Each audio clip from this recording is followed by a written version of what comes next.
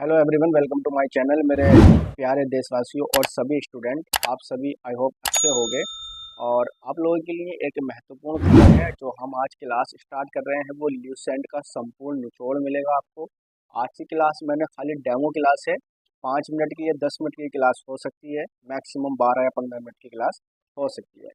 इस क्लास के माध्यम से मैं आप लोगों के सामने अपना जो हमारी एक महत्वपूर्ण जीके की पुस्तक है, यानी कि जिसका नाम है ल्यूसेंट सामान्य ज्ञान। ये एक ऐसी कारगर पुस्तक है कि इसका निचोड़ अगर आपने पढ़ लिया, यानी कि आपने इसको एक बार पढ़ लिया, तो आपके जीके जीएस में मैक्सिमम क्वेश्चन सॉल्व होने की संभावना है, क्योंकि ये बुक जो है ऑथेंटिक बुक है। ठीक है, तो इस बुक को आज हम स्टार्ट कर रहे हैं और इसके अंदर हम सबसे पहले पढ़ेंगे हम इतिहास। तो अभी तक जिन लोगों ने हमारे चैनल को लाइक शेयर सब्सक्राइब नहीं किया है, तो वो लाइक शेयर सब्सक्राइब कर लें, आगे सभी को सेंड कर दें, क्योंकि ये बहुत ही ज़्यादा महत्वपूर्ण क्लास होने वाली है। अगर आप लोग इस क्लास को ज़्यादा से ज़्यादा शेयर करेंगे, लाइक करेंगे, तो मैं आपके लिए कंटिन्यू पर डे आपको एक क्लास ल्यूसेंट की देता रहूँगा। तो ये आप पे ही डिपेंड करेगा कि आपको क्लास पढ़नी है या नहीं पढ़नी है। चलिए क्लास करते हैं स्टार्ट। हम इतिहास से शुरू करते हैं, भारत का इतिहास। तो चलिए हम भारत के इतिहास को एक झलक में समझने की कोशिश करते हैं कि इसमें क्या है। देखिए, ये जो पुस्तक है जिसको हम आज आपको गहन अध्ययन करवा रहे हैं, इस पुस्तक से जीके जीएस के अंदर इससे बाहर कुछ नहीं आता है। सारा कुछ इसी पुस्तक से आता है, मैक्सिमम। मैं ये तो नहीं कहूँगा कि सबका सब आएगा, मगर ज़्यादातर आता है। ठीक है, तो चलिए इसको हम करते हैं स्टार्ट। उत्तर में हिमालय से लेकर दक्षिण में समुद्र तक फैला ये उपमहाद्वीप भारतवर्ष के नाम से ज्ञात है। यानी कि कभी कभी क्या होता है ना, ये भारत का पूरा नाम भी पूछ लेता है, जिसे हम भारतवर्ष कहते हैं, जिसे महाकाव्यों तथा पुराणों में भारतवर्ष अर्थात भारत का देश तथा यहाँ के निवासियों को भारतीय अथवा भारत की संतान कहा गया है। यूनानियों ने भारत को इंडिया तथा मध्यकालीन मुस्लिम इतिहासकारों ने हिंद अथवा हिंदुस्तान के नाम से संबोधित किया है। भारतीय इतिहास को अध्ययन की सुविधा के लिए 3 भागों में बांटा गया है, जैसे कि आप लोगों को पता है, प्राचीन भारत, मध्यकालीन भारत और आधुनिक भारत। तो हम सबसे पहले बेसिक से स्टार्ट करेंगे, यानी कि हम अपना प्राचीन भारत से पढ़ना स्टार्ट करेंगे, ताकि इतिहास आपको स्टेप बाय स्टेप अच्छे तरीके से समझ में आ सके। क्योंकि ये एक ऐसा सब्जेक्ट है, अगर इसको ध्यानपूर्वक नहीं पढ़ा गया या स्टेप बाय स्टेप नहीं पढ़ा गया, तो ये आपको और किसी भी स्टूडेंट को समझने में समस्या उत्पन्न कर सकता है। तो इसलिए चलिए हम इसका प्रथम पार्ट आपके सामने स्टार्ट कर रहे हैं, जिसको है प्राचीन भारत। तो फर्स्ट है प्राचीन भारतीय इतिहास के स्रोत क्या थे, यानी कि सोर्स क्या क्या मिले। तो हम पहले सोर्सों का जिक्र कर लेते हैं। प्राचीन भारतीय इतिहास के विषय में जानकारी मुख्यतः 4 सोर्स से प्राप्त होती है। पहला है धर्म ग्रंथ, यानी कि जितने भी हमारे वेद हैं, उपवेद हैं और जितनी भी हमारी धार्मिक पुस्तकें हैं, उनसे हमारे इतिहास की जानकारी मिलती है। साथ ही साथ नंबर 2 पर है ऐतिहासिक ग्रंथ। कुछ जो ऐतिहासिक ग्रंथ होते हैं, उनके अकॉर्डिंग हम इतिहास को पढ़ने की कोशिश करते हैं, समझने की कोशिश करते हैं। और तीसरा है हमारा विदेशियों का विवरण, यानी कि हमारे देश में जो प्राचीन समय में जो विदेशी आते थे, क्योंकि देखो हमारा जो देश भारत है, वो एक शिक्षा के लिए पहले बहुत ज़्यादा विख्यात था, यानी कि बहुत ज़्यादा मशहूर था। और आज भी उच्च शिक्षा में, हायर एजुकेशन में इंडियन जो है वो लार्जेस्ट 3 नंबर पर है। तो हम अभी भी पीछे नहीं हैं, हम कोशिश कर रहे हैं कि हम आगे रहें। तो और जैसे विदेशी यात्रियों में हैंसोंग है, आपके हैंसोंग थे, मैग्नथीस हैं और आपके फायान हैं। ये सब चीनी यात्री हैं जो भारत में बहुत शिक्षा की स्टूडेंट्स बनकर आए थे, और इन्होंने अपने समय में भारतीय इतिहास को लिखा था। चौथा है पुरातात्विक संबंधित साक्ष्य, यानी कि पुरातात्व क्या होता है, जैसे कुछ हमारे पुराने घर मिले, पुराने सिक्के मिले, पुराने शिलालेख मिले, अभिलेख मिले और कॉइन वगैरह मिले, उन सब से हम इसको जानने की कोशिश करते हैं। तो सबसे पहला हम जो पॉइंट रखेंगे वो रखेंगे आपके सामने धर्म ग्रंथ। ठीक है, धर्म ग्रंथ जो हम पहला वाला, ये वाला टॉपिक है धर्म ग्रंथ। तो धर्म ग्रंथ एवं ऐतिहासिक ग्रंथ से मिलने वाली महत्वपूर्ण जानकारी को हम थोड़ा सा आज यहाँ पर डिस्कस करेंगे। भारत का सर्व प्राचीन जो धर्म ग्रंथ है वो वेद है, ठीक है, जिसके संकलनकर्ता यानी कि जो उसको वेद के जो रचना थे वो क्या थे, वेद व्यान देव व्यास को माना जाता है। वेद चार हैं हमारे, पहला है ऋग्वेद, दूसरा यजुर्वेद, सामवेद और अथर्ववेद, ठीक है। तो हम पहले ऋग्वेद की बात कर लेते हैं। यहाँ पर ऋग्वेद में क्या क्या है। याचिकाओं के क्रमबद्ध ज्ञान के संग्रह को ऋग्वेद कहा गया है। इसमें 10 मंडल है, 1028 सूक्त है। सवाल यहाँ से पूछ लेता है कि ऋग्वेद में कितने मंडल हैं और कितने सूक्त हैं, ठीक है। तो 10 मंडल हैं और 1028 सूक्त हैं। बालखिया पाठ के 11 सूक्त सहित एवं 10,462 इसके अंदर ऋषिकाएं हैं। इस वेद के ऋचिकाओं के पढ़ने वाले जो ऋषि होते हैं उनको हौत्र कहते हैं। सवाल यहाँ से भी पूछ सकता है, बहुत बहुत ज़्यादा महत्वपूर्ण है ये। इस वेद के आर्यों ने राजनीतिक प्रणाली एवं इतिहास के बारे में जानकारी मिलती है। तो सवाल यहाँ से 2-3 बन सकते हैं। देखो एक ही लाइन से यहाँ पर 3-4 सवाल बन सकते हैं। पहला सवाल ये बन जाएगा कि ऋग्वेद में कितने मंडल हैं, और दूसरा सवाल बन जाएगा कि ये कितने सूक्त हैं, तीसरा बन जाएगा कि इसके जो ऋग्वेद को पढ़ने वाले होते हैं इसके ज्ञाता को क्या कहते हैं, ठीक है। तो मैंने तीनों सवाल यहाँ पर आपके लिख दिए। ये सब सवाल हैं जो यहाँ पर 4 सवाल लगभग आपके बन सकते हैं, ठीक है। आगे बढ़ते हैं। विश्वामित्र द्वारा रचित ऋग्वेद के तीसरे मंडल में सूर्य देवता सवित्री को समर्पित प्रसिद्ध गायत्री मंत्र है। इसके 9वें मंडल में देवता सोम को का उल्लेख है, ठीक है। इसके 8वें मंडल की हस्तलिखित ऋचिकाओं को खिला कहा जाता है। ये सब सारे सवाल हैं, देखो ये वन लाइनर है और ये इसका एक एक सवाल है, ये एक एक सवाल है, ठीक है। नहीं, ये एक एक सवाल है, आप इसको अच्छे से पढ़ लीजिए, एक एक सवाल है ये। धर्म सूत्र के 4 प्रमुख जातियों की स्थिति है, जैसे वैश्व है, दायित्व है, कर्तव्य है, विशेषाधिकार है, ठीक है ना। इसके अंदर ये सब चीज़ इसको आपको बताया गया। ऋग्वेद में इंद्र का, देखो यहाँ से सवाल बनता है, ये बहुत ही मोस्ट इम्पोर्टेंट है, आप इसको कर लीजिए, आप इसको स्टार लगा लीजिए, ठीक है। नहीं, ऋग्वेद में इंद्र का जिक्र जो है वो 250 बार है और जो अग्नि का जिक्र है वो 200 बार है।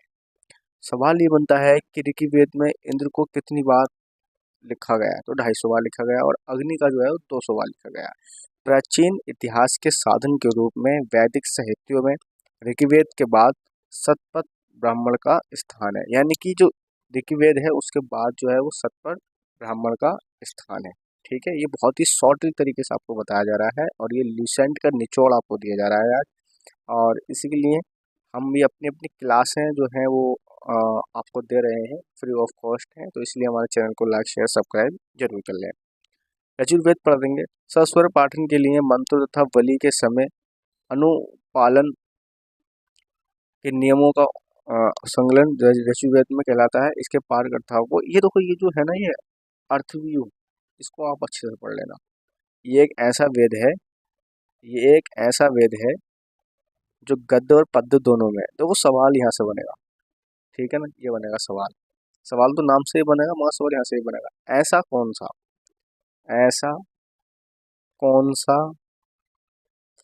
ऐसा कौन सा वेद है जो गद्य और पद्य में है, ठीक है। मैंने कचड़ा कर दिया इसमें, आप इसको देख लेना, ठीक है ना। तीसरा है सामवेद। ये गायकी जा सकने वाली लेखिकाओं का संकलन है। इसमें पाठकर्ता को अध्रुव कहते हैं। इसे भारतीय संगीत का जनक कहा जाता है, ठीक है। अथर्ववेद में आ जाते हैं। अथर्वा ऋषि द्वारा रचित इस वेद में रोग निवारण, तंत्र मंत्र, जादू टोना, साप, वशीकरण, आशीर्वाद, सुसुप्ति और औषधि अनुसंधान, विवाह, प्रेम, राजकर्म, मातृभूमि, अध्यात्म आदि विषयों से संबंधित मंत्र, सामान्य मनुष्यों के विचारों, विश्वासों, अंधविश्वासों इत्यादि का वर्णन है। इस पर सभा और समिति की प्रजापति की 2 पुत्री कहा था। महत्वपूर्ण, बहुत ही ज्यादा इंपॉर्टेंट सवाल है ये, ट्रिपल स्टार कर लीजिए यहाँ पर। ये सवाल पूछेगा आपसे हर हाल में। ये सभा और समिति को प्रजापति की 2 पुत्रियां कहा गया है। सवाल में पुत्री की जगह बहन भी पूछ सकता है, ठीक है। तो ये अथर्ववेद में कहा गया है, इसका आप ध्यान रखना। सबसे प्राचीन वेद ऋग्वेद और सबसे बाद का वेद जो वो अथर्ववेद है, ठीक है, इसको आप ध्यान रखेंगे, इस लाइन को आप ध्यान रखेंगे, नोट वाली को। ठीक है ना, जो नोट लिखा है जिसको आप उसको ध्यान रखेंगे, इसको ध्यान रखेंगे। ठीक है। वेदों को भली भांति समझने के लिए 6 वेदांगों की रचना हुई है।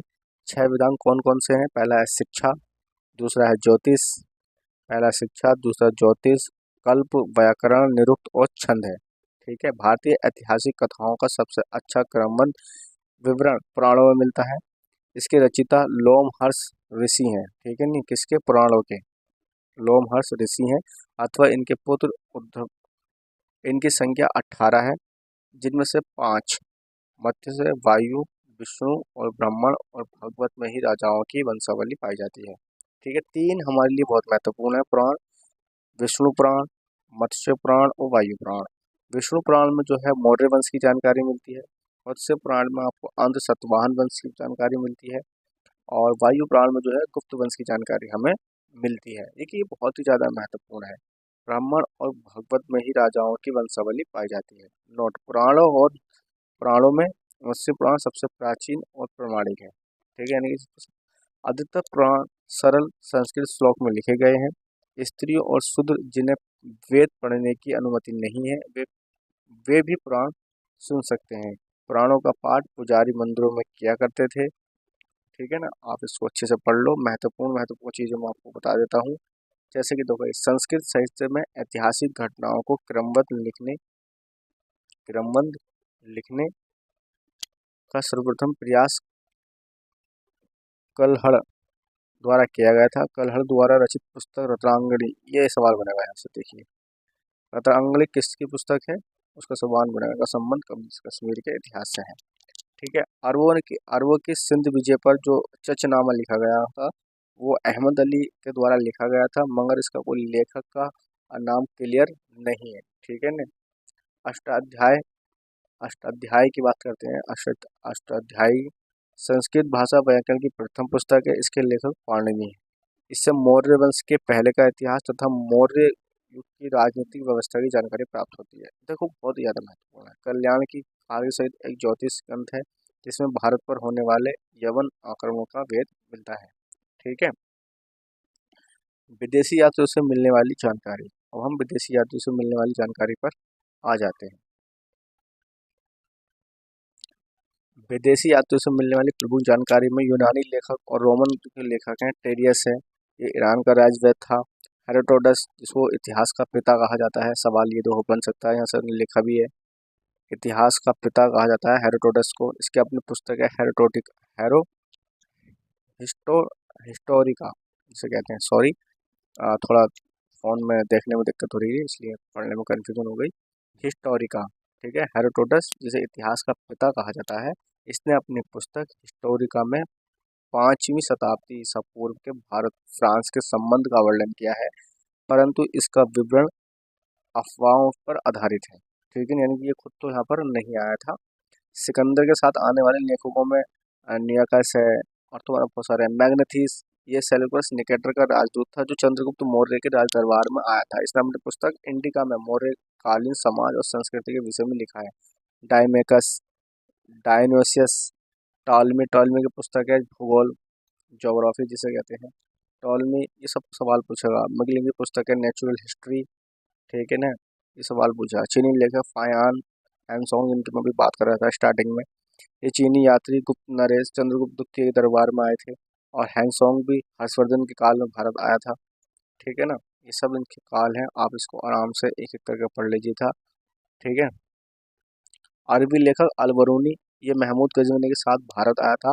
अरबी में लिखी गई उसकी कृति किताबुल हिंद या तौकीक हिंद, भारत की खोज जिसे कह सकते हैं, आज भी इतिहासकारों के लिए एक महत्वपूर्ण स्रोत है, जिसमें राजपूत कालीन समाज, धर्म, रीति रिवाज और राजनीतिक आदि पर सुंदर प्रकाश डाला गया है। अन्य लेखक हैं तारानाथ है, मार्को पोलो है। मार्को पोलो भी एक पांड्य देश की यात्रा पर आया था। ठीक है ना, तो इसके हिसाब से आप पढ़ लीजिएगा। ये कुछ हमारे भारत के जिक्र हैं, जिनका गुफा आप कह सकते हैं, आप शिलालेख हैं। ठीक है। अब आ जाते हैं हम अपना दूसरा अन्य महत्वपूर्ण टॉपिक पर, जो है हमारा प्र ऐतिहासिक काल। ठीक है।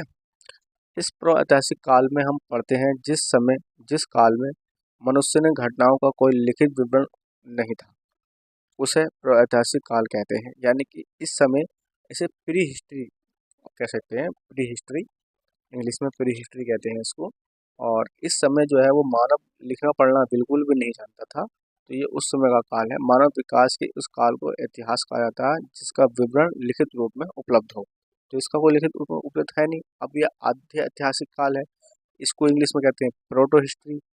तो आद्य ऐतिहासिक काल उस काल को कहते हैं जिस काल में लेखन कला के प्रचलन के बाद उपलब्ध लेख पढ़े नहीं जा सकते हैं। यानी कि आप देखो, सरल भाषा में समझो, प्री हिस्ट्री है, प्रोटो हिस्ट्री है। प्री हिस्ट्री, उसके अंदर कोई भी साक्ष्य लिखने पढ़ने का नहीं मिला है। उससे साफ ज्ञात होता है कि उस समय का मानव जो था वो अनपढ़ था, उसे लिखना पढ़ना नहीं आता था। वो सिर्फ एक दूसरे की भावनाओं को चित्रात्मक रूप से समझने की कोशिश करता था।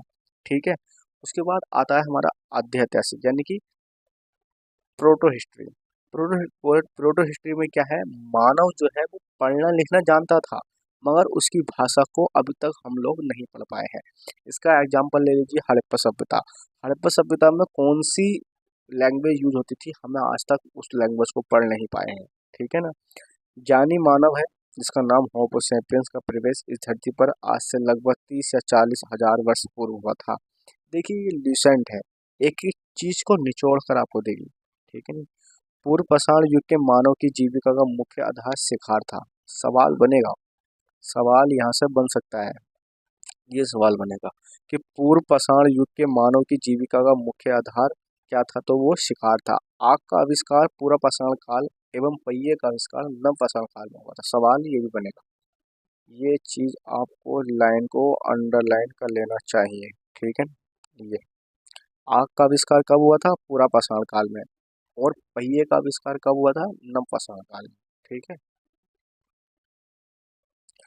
मनुष्य ने सर्वप्रथम पहले जो है वो कुत्ते को पालतू जानवर बनाया था।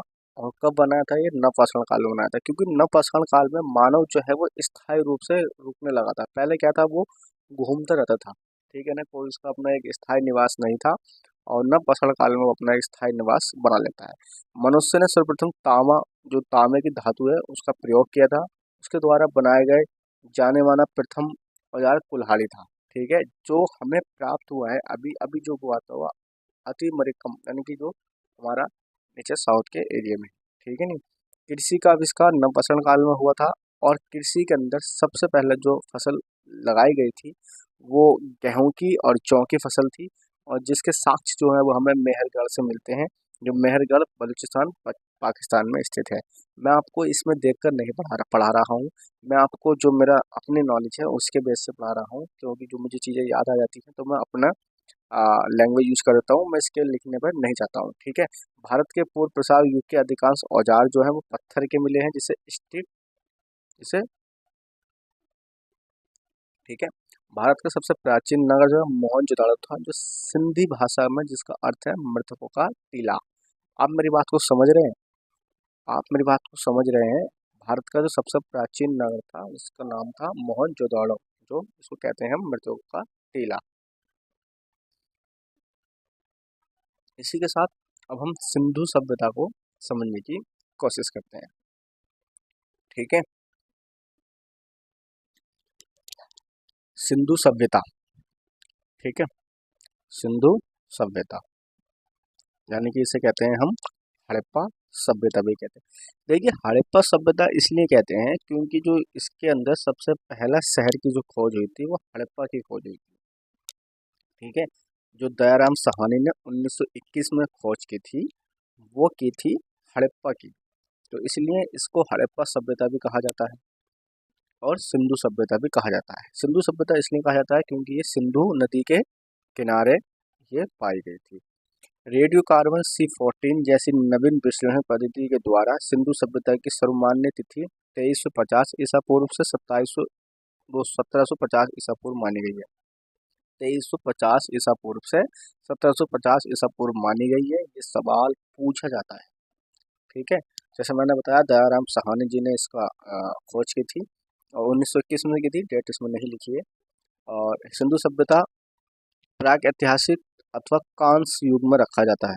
ठीक है, इस सभ्यता के मुख्य निवासी द्रविड़ और या भूमध्य सागरीय थे। ठीक है, सिंधु सभ्यता के सर्वाधिक पश्चिमी पुरस्थल आपका सुतका गैंडोर बलूचिस्तान, पूरब में पुरस्थल आलमगीरपुर जिला मेरठ उत्तर प्रदेश, उत्तर में पुरस्थल है उसका मांडा जिला अखनूर जम्मू कश्मीर, और दक्षिण में है इसका दामियाबाद जिला अहमदनगर महाराष्ट्र। ठीक है, ये लगभग त्रिभुजाकार थी। ठीक है, 12,96,96,600 कुछ इसका है, तो लगभग लगभग 13 लाख पर किलोमीटर का इसका क्षेत्रफल भी था। सिंधु सभ्यता नगरीय सभ्यता थी। ठीक है, इसे सैंधव सभ्यता से प्राप्त परिपक्व अवस्था वाले स्थलों में छह को ही बड़े नगरों की संख्या दी गई है। यानी कि देखो इसके अंदर लगभग लगभग 250 शहर मिले थे। मैं आपको बता दूं, इसमें नहीं लिखा है, 250 शहर मिले थे, जिसमें 6 शहरों को ही मान्यता दी गई थी। पहला मोहनजोदड़ो है, हड़प्पा है, धोलीबारा है, इसमें गलत लिखा है, धोलीबीरा है, राखीगढ़ी है, कालीबंगा है। ठीक है ना, इसके अंदर इसमें दिया गया था। लोथल एवं सुक्का गैंडोर सिंधु सभ्यता का बंदरगाह था। सवाल ये पूछेगा। ठीक है, बंदरगाह था, ये बंदरगाह था। जुते हुए खेत और नक्काशी वाली ईंटें जो है वो कालीबंगा से मिली हैं। कालीबंगा का अर्थ होता है काले रंग की चूड़ियाँ। मोहनजोदड़ो से प्राप्त बड़ा स्नान घर मिले हैं। ठीक है, मोहनजोदड़ो से प्राप्त बड़ा स्नान घर मिला है आपको, जिसका जो स्नान कुंड था, ठीक है, आप इसको पढ़ लेना। अग्नि कुंड जो है लोथल है वो कालीबंगा से मिले हैं। मोहनजोदड़ो से प्राप्त एक सील पर 3 मुख वाले देवता पशुनाथ की मूर्ति मिली है, जिसके चारों ओर हाथी, गैंडा, चीता और यजमान है। आप इसको एक एक लाइन टू लाइन पढ़ लीजिएगा। ठीक है, एक एक लाइन टू लाइन वीडियो को रोककर पढ़ लीजिएगा। इसके बाद हम पढ़ेंगे जो हमारा है वैदिक सभ्यता। तो अभी तक जिन लोगों ने चैनल को लाइक शेयर सब्सक्राइब नहीं किया है वो लाइक शेयर सब्सक्राइब कर लें। Thank you everyone.